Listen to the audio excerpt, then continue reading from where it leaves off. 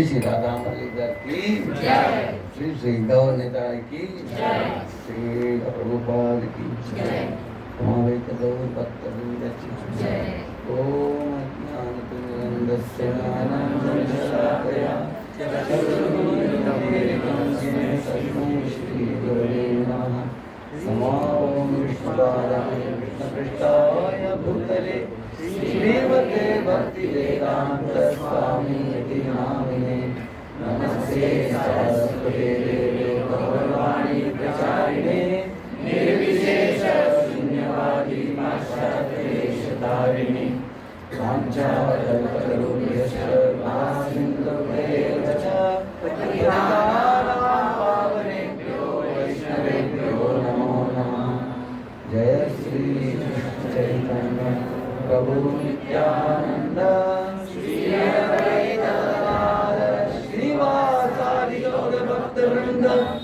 हरे कृष्ण कृष्ण कृष्ण हरे हरे, हरे राम राम राम हरे हरे। ओम नमो भगवते वासुदेवाय। बोलिए ओम नमो भगवते वासुदेवाय। नारायणं नमस्कृत्य नरं चैव नरोत्तमं देवीं सरस्वतीं व्यासं स्वयं उदीरयेत्। नष्टप्रायेषु भद्रेषु संभागवत सेवया उत्तमश्लोके भवति नैष्ठिकी। कृष्णाय वासुदेवाय देवकी नंदनाय च गोपकुमाराय गोविन्दाय नमो नमः। हरे कृष्णा। श्रील प्रभुपाद जी ने ये इस्कॉन संस्था को शुरू किया है दो महत्वपूर्ण चीज के लिए, भगवान के हरिनाम और भगवान के हरि कथा, ये दोनों के वितरण के लिए।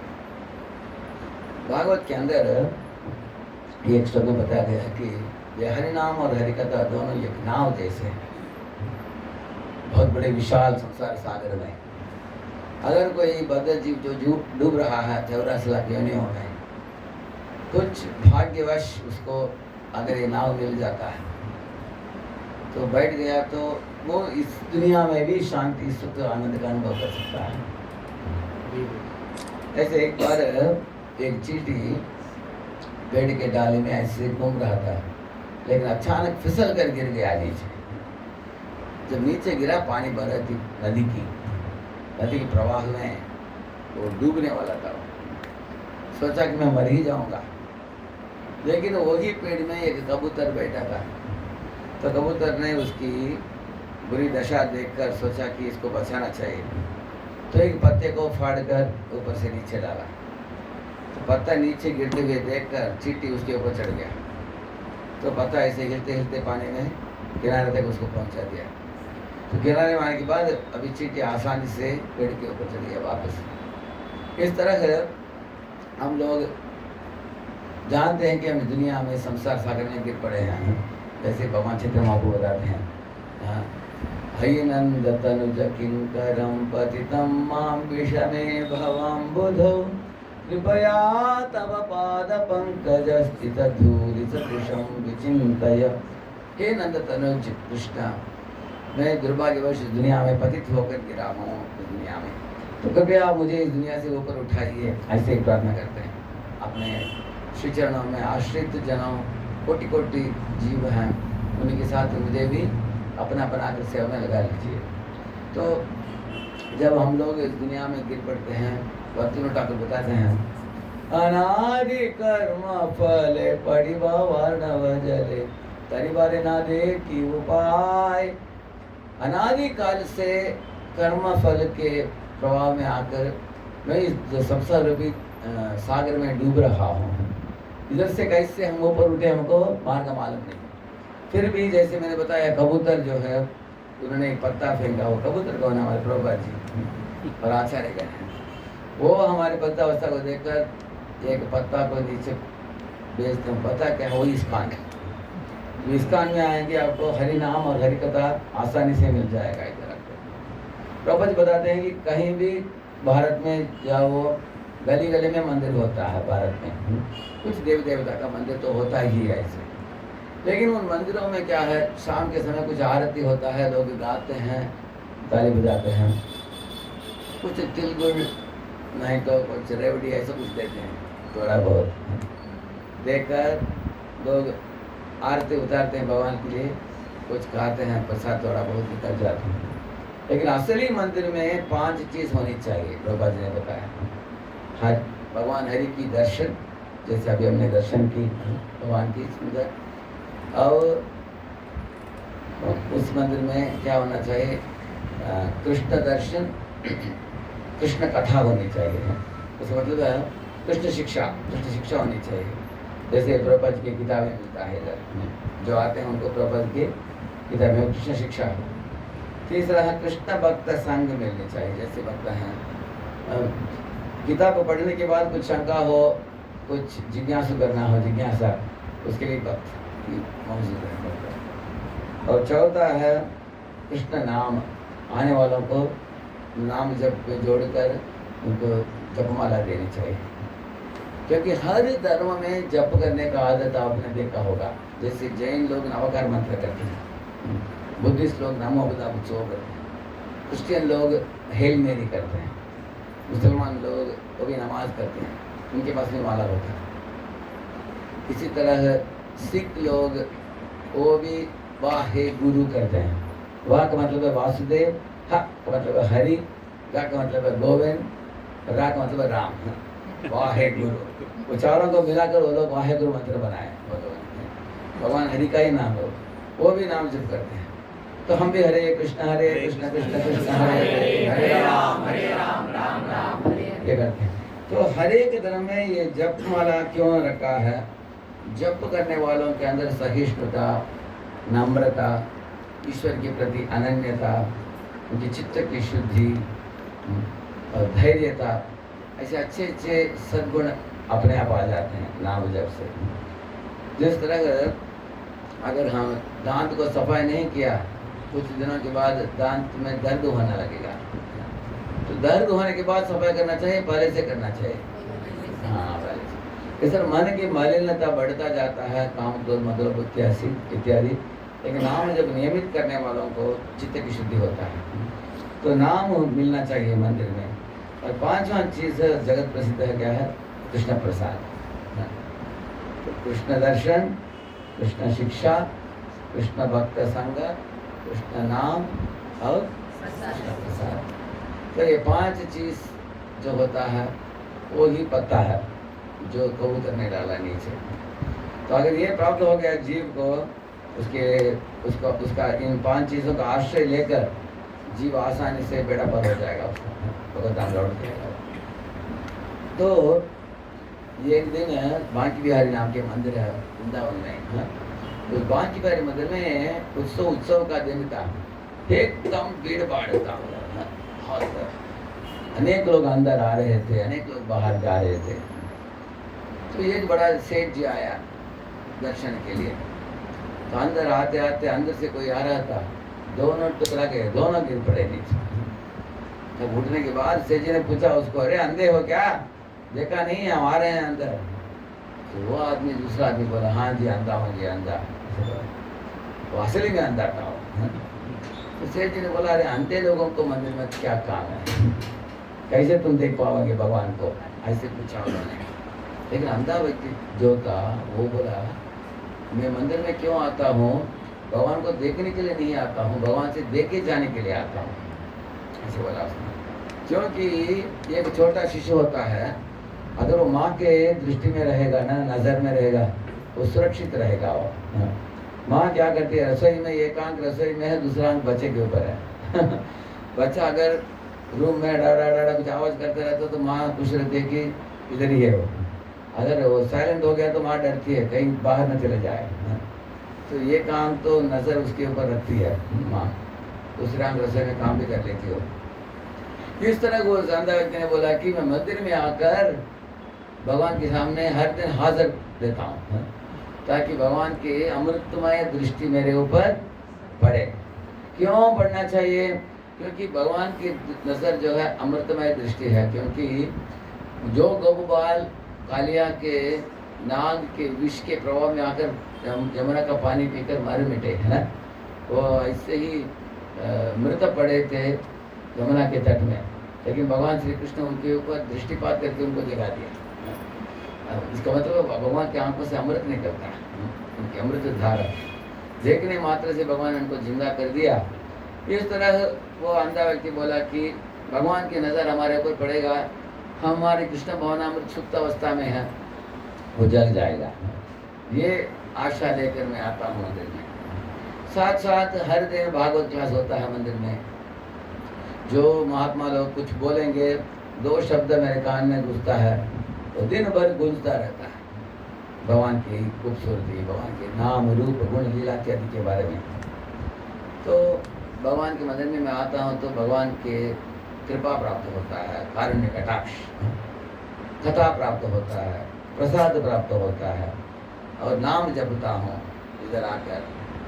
सिर्फ देखने के लिए मेरे पास आंख नहीं, फिर भी मैं लाभान्वित होता इन चीज़ों से। कथा सुन कर अभी तो आइडिया मिल गया मुझे भगवान कितने अति कृपालु हैं, परम दयालु हैं, भक्तवत्सल हैं, अनाथ रक्षक हैं, आपद बांधव हैं। इस तरह भगवान की समझावट आने के बाद मेरे मन में भगवान के लिए प्रेम उमड़ रहा है। बस ये मेरे मनुष्य जीवन का परिपूर्णता मैं मानता हूँ, ऐसे बोला अंधा व्यक्ति। ये बात सुनकर सेठ जी ने बोला, अंधे व्यक्ति को बोला, अरे तुम अंधा नहीं है, मैं अंधा हूँ। क्योंकि मैं आता हूँ मंदिर में, पैसा डालकर निकल जाता हूँ, बैठकर श्रवण नहीं करता कथा कुछ। और हम भगवान को देखने के लिए आते हैं, लेकिन तुम देखे जाने के लिए आते हो। तुम्हारे साक्षात्कार जो है वो मेरे से बहुत गुना ज़्यादा है, इसलिए मैं मानता हूँ कि तुम महान भक्त हो, ऐसे बोला मैंने। इस तरह हम लोग इस्कॉन में आकर हमको हरि नाम और हरि कथा प्राप्त हुआ है, तो बहुत बड़ा भेंट है हम लोगों के लिए। क्योंकि हरि नाम जपने वाले की पुण्य खासकर की भक्ति सुकृति बढ़ता जाता है, आत्मा को पोषण देता है हरि नाम। जैसे अगर भोजन खाओगे तो पेट को, अपने शरीर को पोषण मिलता है। कार में पेट्रोल डालोगे, कार चलेगा बहुत दूर। अगर कार में पेट्रोल नहीं डाला तो कार जाएगा क्या? नहीं। इसे शरीर को भोजन नहीं दिया तो शरीर में ताकत नहीं रहेगा। इसी तरह आत्मा को हरिनाम नहीं देंगे तो आत्मा को पोषण नहीं रहेगा, आत्मा क्षीण हो जाता है।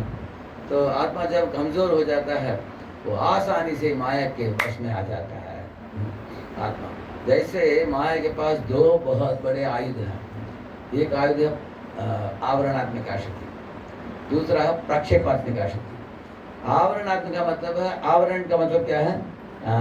ढकना है, तो कवर करने की पोटेंशियल। दूसरा है प्रक्षेपात्मिक, मतलब है लात मारना। जैसे अगर कोई ठंडी के मौसम में कोई सड़क में चल रहा हो, ठंडी बज रहा है, उसके शरीर गिर रहा है, ऊपर छत से कोई ऊपर एक माले से कोई व्यक्ति एक ब्लैंकेट नीचे डालता है इसके ऊपर, तो क्या मानेगा? उसको अच्छा लगेगा, उसको बुरा लगेगा? बोलेगा अरे ठंडी के मौसम में कोई मुफ्त में ब्लैंकेट डाल दिया ऊपर, थैंक यू बोलेगा वो, है ना। लेकिन अगर ब्लैंकेट डालने के बाद एक लाठी लेकर मारेगा उसको, अच्छा लगेगा उसको? अरे ब्लैंकेट तो दिया, अच्छा लगा, लेकिन अब तो पिटाई कर रहे हो।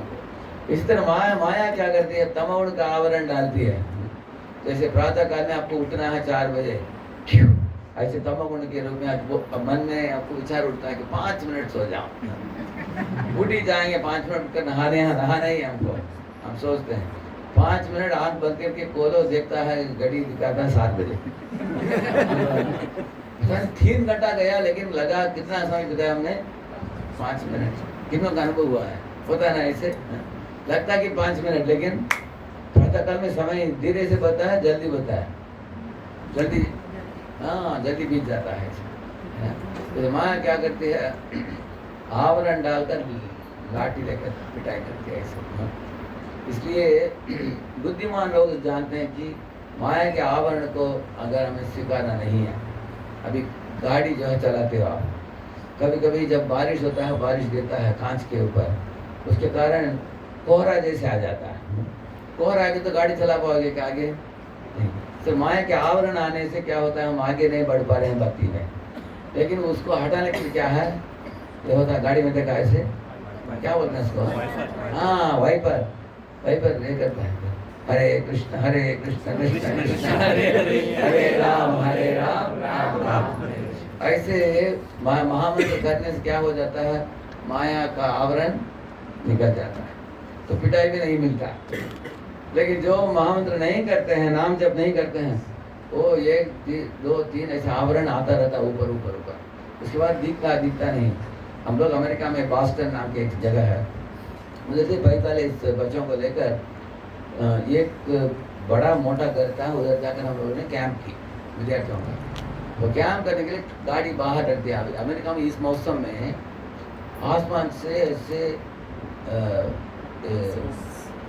स्नो, क्या बोलते हैं, बर्फ बोलते हैं, बर्फ नहीं है,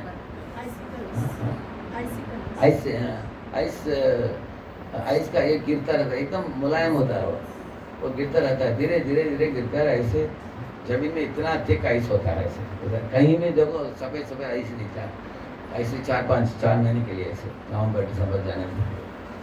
तो हम लोग 3 दिन कैंप किया, 4था दिन बाहर आया, देखा कि गाड़ी दिख ही नहीं रहा था, लगा कि कोई चोरी कर लिया, देखा हम सोचा हमने। लेकिन एक विद्यार्थी बोला, प्रभु जी ये स्थान तो 3 दिन पहले फ्लैट था, अभी पहाड़ जैसे दिख रहा है, इतना आइस है ऊपर। मुझे तो लग रहा है कि उस पहाड़ के अंदर कौन क्या है, गाड़ी हो सकता है, कोई चोरी नहीं किया होगा। तो एक व्यक्ति लाठी लेकर आया, फाट करके आइस को मारा, क्योंकि आइस क्या होता है, गिरते समय मुलायम होता है, बाद में एकदम ऐसे पत्थर जैसे हो जाता है, हार्ड हो जाता है। उसको पिटाई कर करके उसको तोड़ना होता है। तोड़ कर देखा अंदर वो कार का मेटालिक चीज दिखने लगा। बोला है प्रभु जी गाड़ी इधर ही है, लेकिन पूरा इसको निकालने के लिए आपको 2-3 घंटा लग जाएगा। तो हमारे लीडर ने बोला आप लोग चलो दूसरा गाड़ी लेकर हम लोग निकल गए। 3 दिन के बाद जब सूर्य आया, सूर्य चमकने के बाद वो सब कोहरा और आइस सब क्या हो गया, पिघल गया। उसके बाद गाड़ी निकल कर लेकर आए वो लोग। लेकिन इसको जब मैंने देखा, मुझे एक साक्षात्कार मिली इसको देखकर कि दुनिया में माया जो है शुरुआत में जब पकड़ती है एकदम मुलायम होती है, करेक्ट है ना, लेकिन धीरे धीरे धीरे पकड़ जैसे शेर नहीं तो बाघ पकड़ता है ना, जैसे एक हिरण को, ऐसे माया पकड़ लेती है, करेक्ट है कि नहीं। ऐसे कवरिंग आ जाता है माया का। तो माया कब आवरण आने के बाद उसको निकालना आसान है, मुश्किल है, हाँ? आजकल माया किस रूप में आती है, अनेक लोग स्मार्टफोन में आ जाते हैं।